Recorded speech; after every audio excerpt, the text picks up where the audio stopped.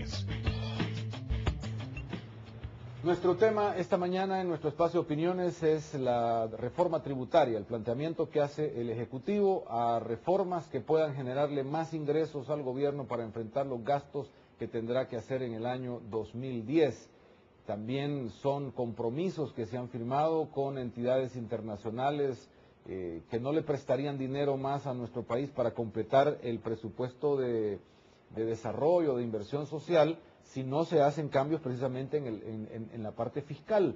Pero algunos creen que esos compromisos que se han firmado son demasiado costosos, que será difícil de cumplir y que todo esto pues lo que va a tener es una complicación al futuro económico del país. De eso queremos platicar esta mañana con Luis Membreño, economista y analista de esta situación. Gracias, Luis, por acompañarnos esta mañana. Gracias, Rafael, por la invitación, siempre un placer.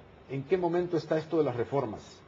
Es decir, para entenderlas, todos podríamos estar de acuerdo en que se necesita darle más dinero al Estado, pero no todos estamos de acuerdo en que sea solamente así. Mira, yo creo que es complicado ver el tema fiscal solo desde el punto de vista de los ingresos, ¿no?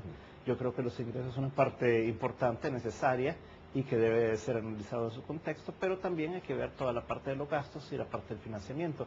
Al final de cuentas es un conjunto, ¿verdad? Ya cuando uno llega a un déficit X, entonces el conjunto de las relaciones entre todas estas variables, ¿no? Lo que el gobierno está planteando hasta el momento es una reforma tributaria como única forma de poder resolver un problema que tiene otras aristas y que puede ser resuelto en conjunto con los otros elementos, ¿verdad? No necesariamente si tú querés obtener 230 millones de dólares, que es lo que el ministro de Hacienda ha dicho que requiere, se tenga que hacer todo con una reforma tributaria, ¿verdad?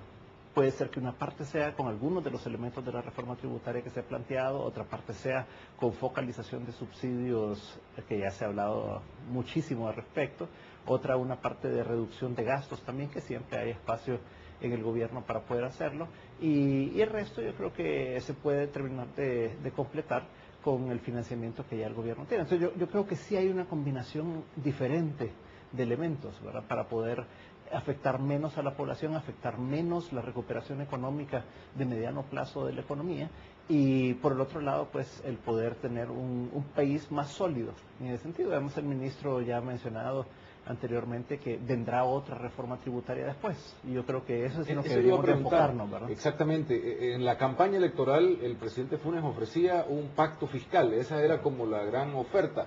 ¿Esto no corresponde a eso? Fíjate que eso es lo que ha llamado bastante la atención, ¿verdad? Porque el presidente Funes dijo hasta la saciedad, no se preocupen, todo va a ser dentro de un pacto fiscal. ¿Qué quiere decir un pacto fiscal? Quiere decir que va a haber una conversación en la que sí vas a estar dispuesto a escuchar y a rectificar o a tomar las propuestas de diferentes sectores, ¿verdad? Y esto ha sido una imposición realmente la que se está teniendo, y en la que, un poco soberbia, realmente el gobierno dice, mire, yo lo puedo escuchar todo lo que quiera, pero aquí no voy a cambiar nada, ¿verdad? Porque yo lo que necesito es que usted me dé 230 millones de dólares y lo demás no importa. Yo creo que ese es un elemento que hay que cambiar, ¿verdad? Eso de todas maneras le pone dificultad si es que vamos a hacer después un gran pacto fiscal. ¿O cómo se puede hacer un pacto fiscal posteriormente cuando ya tenemos acá una imposición o ya piezas que se han movido? Fíjate que yo creo que hay que ir más allá del pacto fiscal y a un concepto más general que ha planteado el presidente el 15 de septiembre con gran fuerza, y en lo que yo en lo personal he estado muy de acuerdo, y es el concepto de la unidad nacional.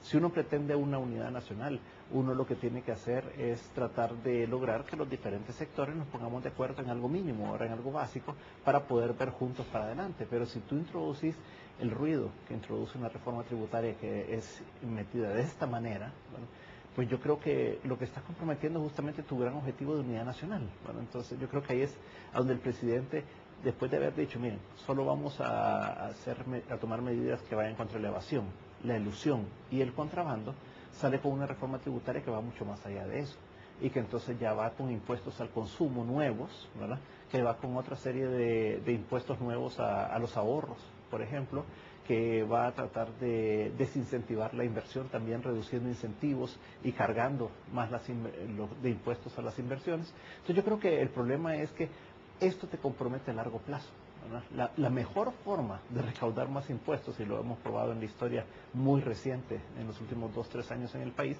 es con mayor crecimiento económico. Pero si nosotros comprometemos ese crecimiento económico y no recuperamos los 450 millones de dólares que está perdiendo este año el gobierno en ingresos producto de la recesión, entonces sí vamos a estar en problemas, ¿verdad? Yo creo que tiene que ser una combinación de elementos que nos permita poder salir de la recesión de una manera más rápida, porque si no el mundo nos va a dejar a nosotros en recesión y entonces nos va a venir incrementos de precios del petróleo que nos van a mantener más sumidos a nosotros en la recesión por más tiempo.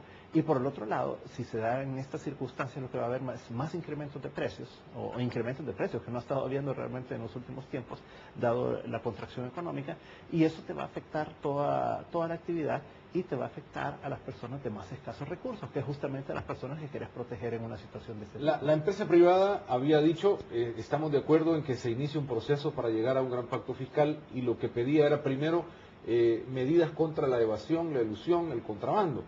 Con solo esas medidas en esas áreas es posible recoger los 250 millones que necesita, o los 230 que necesita el gobierno para el próximo presupuesto. Mira, yo creo que en evasión, elusión y contrabando hay bastante plata.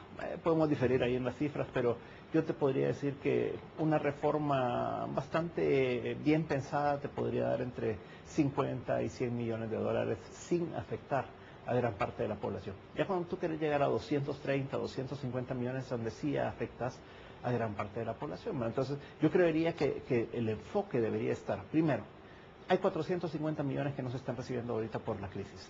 Porque ha bajado el nivel económico, no hay movimiento económico en el país. Correcto. Entonces, lo primero es, si tú tomas medidas para que pueda haber una reactivación económica, porque el mundo ya lo estamos viendo, ya las cifras de ayer de Estados Unidos te comienzan a dar una luz, no es que ya salió, ¿verdad? Pero ya comienza a verse la luz de que esto va a suceder. Entonces, si nosotros tomamos eso y nosotros nos incorporamos en ese incremento de la economía mundial y nosotros nos subimos a ese tren, ¿verdad? Entonces, yo te diría, de esos 450 podrías recuperar en un año 100 millones, por decir algo, ahora por no decir más. Y eso te reduce tu necesidad de 230 a 130 millones. Pero fíjate que en focalización de subsidios, de gas propano, de agua y del transporte público, solo en transporte público tenés 40 millones de dólares. En gas propano tenés más o menos unos 90 millones que debe estar pagando en este momento el gobierno. Supongamos que deja 40 y entonces puede ahorrar 40. 40 más 40 son 80. Y en agua había estado pagando cerca de 60 millones, pongamos que esté pagando 40, que reduzca 20 a la gente que no lo necesita. Estás hablando de 100 millones de ahorros solo en esas dos cosas. El gobierno está planteando 40 millones de incremento para este año, ¿verdad? No lo hagamos, ¿verdad? Este año dejémoslo igual que el año pasado, tenés entonces 140 millones, 140 más una recaudación adicional que te podría estar generando el crecimiento económico, digámoslo así, de 60 para cuadrarlo a 200. Y además haces una pequeña reforma tributaria con ciertos elementos específicos que son manejables por la población, entonces podrías estar hablando de los 230 o 250 millones de dólares sin ningún problema, sin haber afectado grandemente a la población y sin haber afectado el poder adquisitivo de estas personas que están tan golpeadas, estamos tan golpeados toda la población salvadoreña en este momento. Entonces, yo creo que ese debería ser el primer paso para pasar 2010.